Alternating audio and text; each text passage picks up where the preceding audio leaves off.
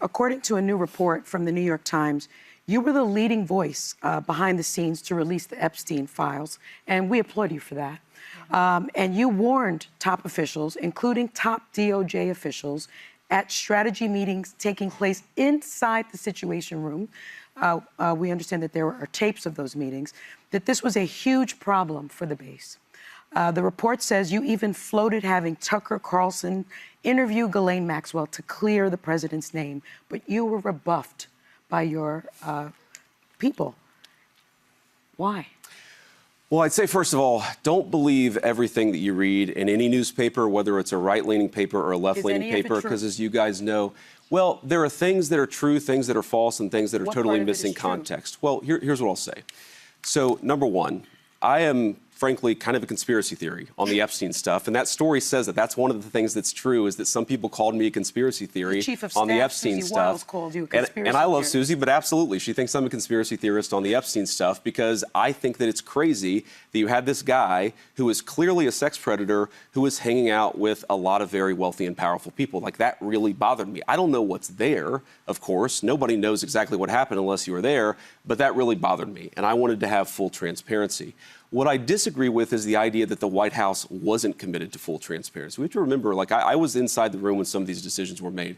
The Epstein Files Transparency Act, the one that the president signed, the one that led to all these files that we're seeing, the emails. By the way, again, sorry, Joe, I do have to defend my boss. I know you guys don't always appreciate this, but, you know, one of the things you see in the Epstein emails is that Jeffrey Epstein hated Donald Trump, and that Donald Trump literally reported Jeffrey Epstein to the police. Okay, that's one of the things that came out of these files. They were best friends for about a decade. And remember, he signed that Transparency Act under duress when some Republican women, congresswomen like Lauren Boebert, like Marjorie Taylor Greene, did not give in to his pressure of not signing. He brought Lauren Boebert into the Situation Room to pressure her into caving on not voting for that bill. So let me respond to that. So that's all true. Let me respond to that. So number one is, yes, Donald Trump, and he said this, he knew Jeffrey Epstein back in the 1980s. He also threw Jeffrey Epstein out of his club when he found out he was a creep and reported him to the police. That's something that the media often misses when it reports the story. They tell the fact that they knew each other in the 80s,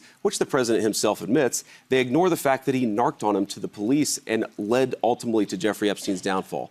To that point, Anna, you know the Republican Party.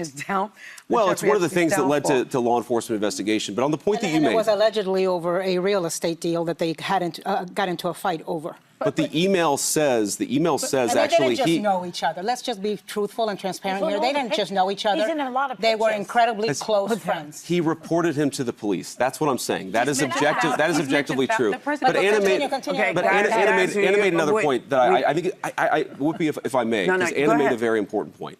This question about, did Donald Trump release these files only under duress from Republicans? And Anna, you know the Republican Party probably better than I do. The idea that Donald Trump runs around afraid of Republican congressmen as opposed to the other way around is kind of crazy. Well, it was a bipartisan, it was Republicans and Democrats. But because the Republicans control the House and the Senate, particularly the Senate, you need the Republican sign-off. What the president did is, look, I will say this. Again, I was in there in the meetings. He was very frustrated that the Democrats were making this about him when he's like, look, I threw the guy out of my club. I am the guy who reported him to the police, or one of the people who reported him to the police. The president was frustrated about that, absolutely. But he eventually came to say, you know what, let's just get everything out there. Let's have this out in the public. And he actually called the senators. I was there. He called the senators and said, you know what, pass this bill, I'll sign it. And that was it. Well, then let me follow up briefly. Let me follow up briefly. Yes. It sounds like you believed that there would be men in the files who would be held accountable. Rightfully so. And the American people are with you on this. Why haven't we seen the release of over 2.5 million additional Epstein file documents? It seems like you are someone that is on the right side of history on this. So we have released, I think it's 6 million files or 6 million pages of documents.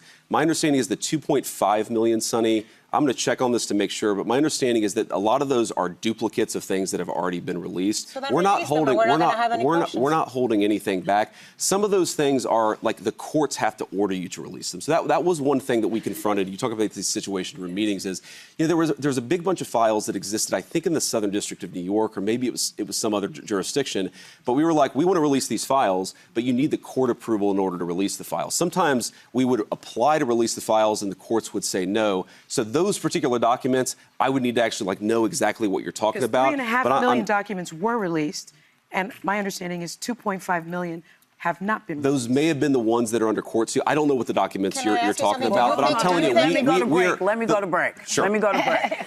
Because people are looking at me, going. And let's talk about the book. I'm here to sell books. Communion. Buy my book, please.